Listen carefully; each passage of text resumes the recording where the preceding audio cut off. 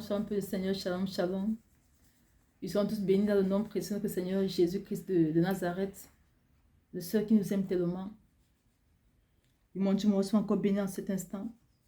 Sois encore magnifié, sois encore élevé, toi le seul Dieu puissant et souverain. Toi l'alpha et l'oméga, le seul Dieu qui nous révèle les choses cachées, Père. Que toute la gloire te soit encore rendue en ce moment au nom puissant de Jésus de Nazareth. Amen. Et que les saints soient tous bénis. J'espère que Sœur Marjorie, et ça me fait encore la grâce imméritée en ce jour de venir partager avec toi cette précieuse révélation pour le Seigneur, qui nous révèle qui nous sommes réellement, qui nous montre notre identité et comment nous devons nous comporter dès à présent. La parole de Dieu dit dans Deutéronome 29, verset 29 pour le Seigneur, que les choses cachées sont à l'Éternel, notre Dieu, les choses révélées sont à nous et à nos enfants à perpétuité, afin que nous mettions en pratique toutes les paroles de cette loi. Que signifie révéler? Révéler signifie montrer à quelqu'un ou montrer quelque chose à quelqu'un qui ne connaissait pas, qui l'ignorait, qui était secret, quelque chose qui était secret pour lui, afin qu'il puisse prendre conscience de beaucoup de choses qu'il ignorait de lui. Et nous savons que la seule personne qui peut nous révéler les choses cachées n'est rien d'autre que notre Seigneur, notre Papa, notre Rédempteur, notre Sauveur, Jésus-Christ de Nazareth. Celui-là, c'est celui qui nous aime tellement. Mon frère, ma soeur, c'était en 2021, après mon temps de jeûne, après mon temps de prière, d'intercession.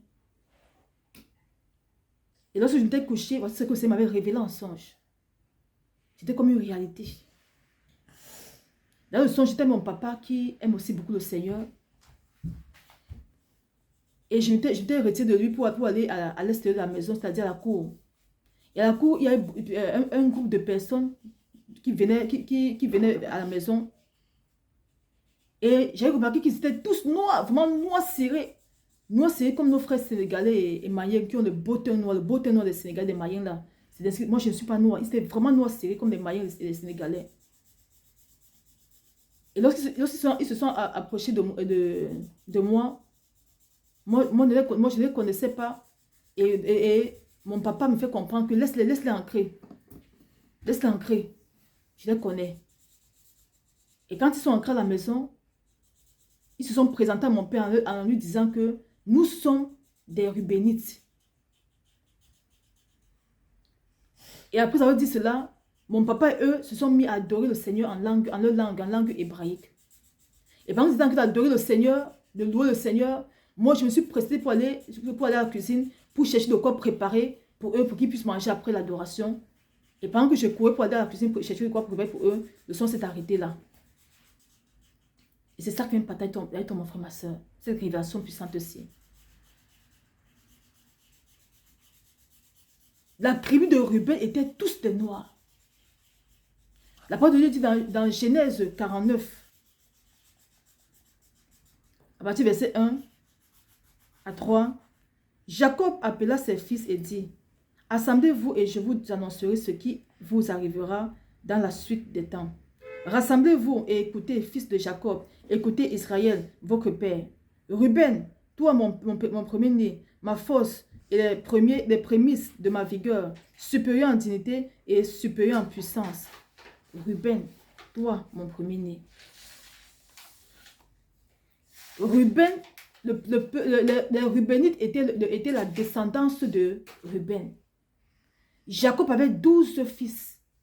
Et le Seigneur avait dit que Jacob s'appelait Israël. Il avait fait de Jacob, des 12 fils de Jacob, les 12 tribus d'Israël. Et le premier-né de Jacob s'appelait Ruben. Et dans le songe, ce groupe de personnes vers moi avait dit à mon père qu'ils sont des Rubénites. Ils étaient tous des noirs. Donc mon frère, ma soeur, la descendance de Ruben était des noirs. Et si la descendance de Ruben était des noirs, ça veut dire quoi? Que Jacob était noir. Ça veut donc dire quoi? que le serviteur Isaac était noir. Ça veut dire quoi? Que notre père Abraham était noir, peuple du Seigneur. Voilà ce que le Seigneur m'a révélé. Que le peuple d'Israël était tous des noirs. Et non ce qu'on nous a longtemps raconté. Ils ont fait ça pour qu'on soit ignorant de beaucoup de choses et qu'on perdu dans nos vomis qui nous tuent encore jusqu'à présent. Parce que lorsque tu connais ton identité, lorsque tu sais qui tu es, tu marches selon les lois les lois. Tu marches selon les principes de ce milieu dans lequel tu te trouves. Et le peuple d'Israël, peuple Seigneur, parmi tant de peuples, le Seigneur l'avait choisi. Parce que le Seigneur aime tous ses peuples. Mais parmi tant de peuples, il avait choisi le peuple d'Israël qui n'était que des noirs. C'était le peuple noir que le Seigneur avait choisi pour porter son évangile par tout le monde entier. Pour porter sa puissance par tout le monde entier. Pour refléter sa gloire. Et on voit dans la parole comment, lorsque le peuple d'Israël marchait sans sa volonté, faisait sa joie, ils étaient bénis. C'était des hommes forts, rigoureux. Et même dans les combats, ils gagnaient tous les combats parce que le Seigneur était le maître, le Seigneur était le Dieu, le cœur était accroché à Jésus. Mais à chaque fois qu'ils se prostituaient avec les faux dieux, à chaque fois qu'ils détournent le cœur pour mettre dans les choses de ce monde, à la convoitise de ce monde-ci, alors le cœur était rempli de péché et ça permettait maintenant aux ténèbres, au camp adverse, de détruire, de les assujettir, de faire d'eux des esclaves. La parole de Dieu nous dit dans Jérémie 2, verset 13, par exemple. Dans Jérémie 2, dans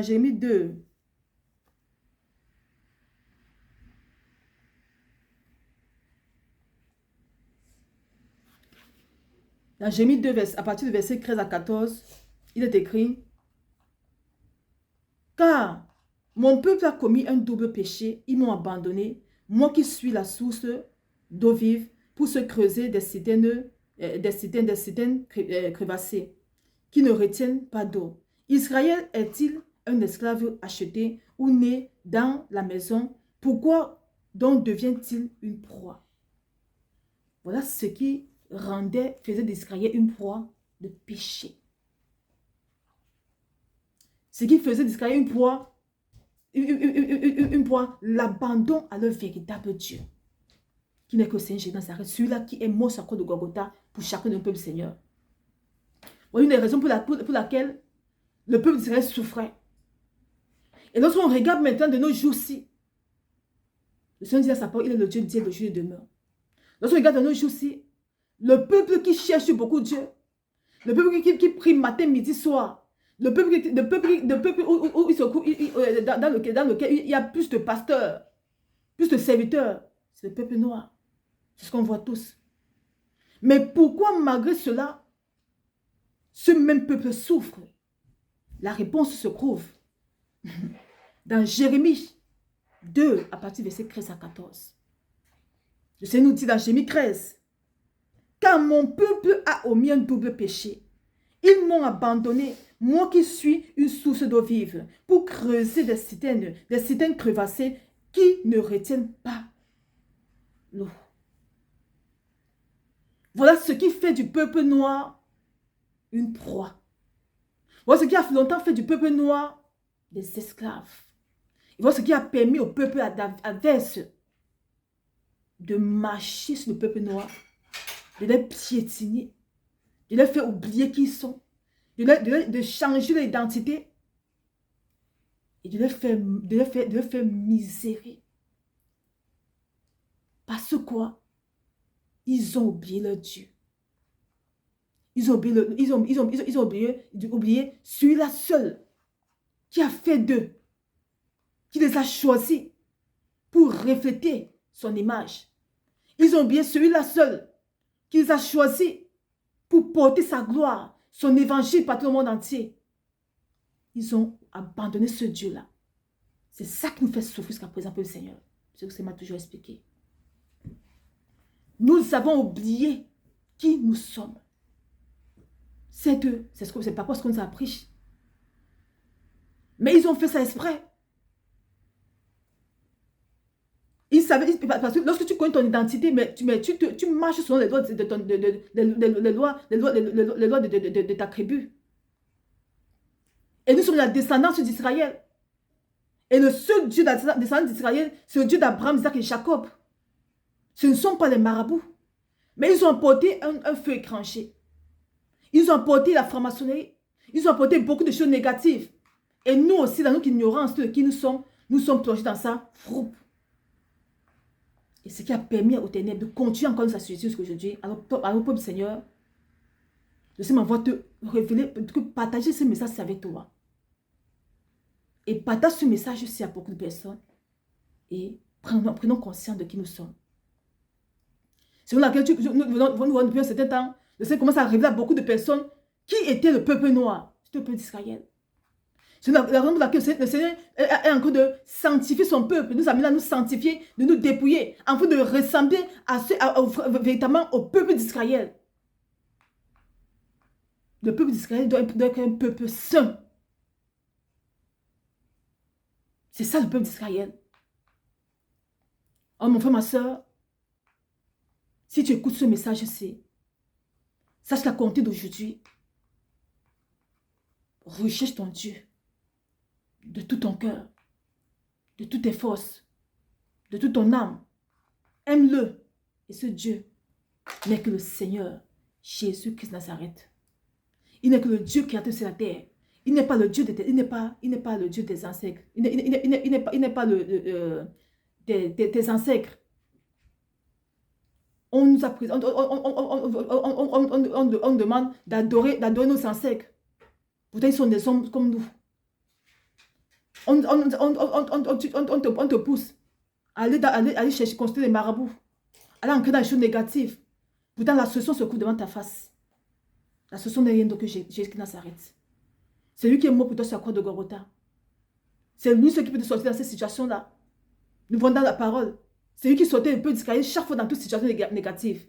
C'est parce que nous sommes ignorants de qui nous sommes que nous souffrons encore de nos choses pour le Seigneur. Alors si tu sais que tu es Israël, mon frère, ma soeur, à partir d'aujourd'hui, commence à marcher exactement comme le Seigneur te demande dans sa parole. Tout ce que le Seigneur demande au peuple d'Israël de faire là, c'est ce que nous devons faire à partir d'aujourd'hui, peuple Seigneur. Nous devons nous sanctifier davantage. Nous devons nous repentir davantage. Nous devons nous dépouiller davantage. Nous devons porter en nous les fruits du Seigneur. Nous devons enlever de nos lèvres le mensonge, de nos bouches, le commérage. Nous devons vomir tout ce qui peut nous souiller et empêcher qu'on soit véritablement Israël. De la même façon, le Seigneur demande au peuple d'Israël de se sanctifier, de se dépouiller. C'est ce qu'on doit faire à partir du peuple Seigneur. Si on veut porter sa gloire, si on veut être différent des autres, pas dans le sens négatif, dans le sens positif, en étant humble pour les montrer l'exemple. Alors à partir d'aujourd'hui, la parole de Dieu, si, doit être notre lumière. On doit la manger dès à présent, peuple Seigneur. Prenons notre parole.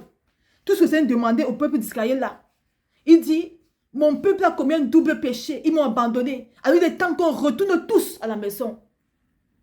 Il est temps qu'on retourne tous au royaume. Il est temps qu'on retourne tous auprès de notre Père. On a longtemps été égarés. On a longtemps perdu notre temps. Et à cause de ça, on souffre, on souffre. Tout le monde vomit sur nous. Tout le monde crache sur nous. Parce que nous ne savons pas qui nous sommes. Alors il est temps maintenant qu'on retourne vers notre papa. Afin qu'il retire le propre qui pèse encore sur nous. Afin qu'il retire tous les fardeaux qui pèsent sur nous. Afin qu'il retire toutes les malédictions qui pèsent sur nous. Afin qu'il retire toutes les condamnations qui pèsent sur nous. Mon frère, ma soeur, retournons à la maison. Retournons chercher notre Père. Retournons à la maison au craver de sa parole. Prends la peine de lire ta parole à partir d'aujourd'hui. Ce que le Seigneur te dit dans sa parole, fais ça. C'est ça ton héritage là-bas, il y a beaucoup de choses. Parce que quand même, ça que tu vas, ce que la parole que tu vas rencontrer ton Seigneur, tu seras en intimité avec lui, il va encore te révéler beaucoup de choses que tu ne savais pas. Nous ignorons beaucoup de choses parce que nous ne sommes pas en intimité avec le Seigneur. C'est dans l'intimité qu'il y avait des choses cachées. C'est dans l'intimité qui m'a révélé cela, ce secret-ci. Que nous sommes le peuple noir, c'est le peuple d'Israël. Oui. Et dans le véritable juif, c'est le véritable chrétien. Les juifs ne sont pas, les juifs sont la volonté du Seigneur. Ce n'est pas les juifs qu'on voit physique là. C'est le juif spirituel. C'est ce que c'est m'enseigné. Quand on parle de juifs, ce ne sont pas ceux qu'on voit physiquement là. Nous n'avons pas de juifs dans la parole. Il parle de ceux qui sont morts en eux, afin qu'ils vivent en eux. De ceux qui sont des véritables enfants de Dieu. C'est un véritable enfant de Dieu qui est appelé juif. Dans la parole de Dieu, on ne parle de juif. C'est le juif spirituel, comme il le dit dans sa parole, qui est la descendance d'Abraham. Je vais vous expliquer beaucoup de choses avec le temps. Ce que ça m'a expliqué. Alors mon frère, ma soeur, ce que je tenais à partager avec toi. Nous devons savoir notre identité.